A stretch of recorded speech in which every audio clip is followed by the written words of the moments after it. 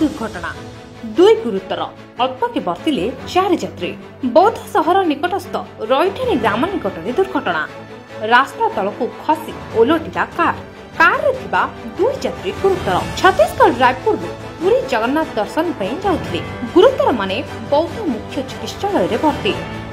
सूचना अनुसार छत्तीसगढ़ रायपुर अंचल 6 जन सांग श्री जगन्नाथ दर्शन पुरी अभिमुखे एक कार रे यात्रा करुले।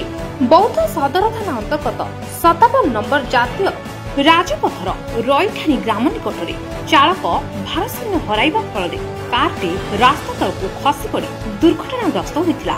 गुरुतर मानक स्थानीय लोके उद्धार कर आंबुलांस जोगे बौद्ध डाक्तरखाना को पठाई। गुरुतर द्वय हेले कमलेश देवांगन और संजय साहू। बौद्ध पुलिस घटनास्थल में पहुंची तदंत आरंभ कर। बौद्धरू प्रशांत कुमार प्रधान को रिपोर्ट संबल टीवी ओडिया।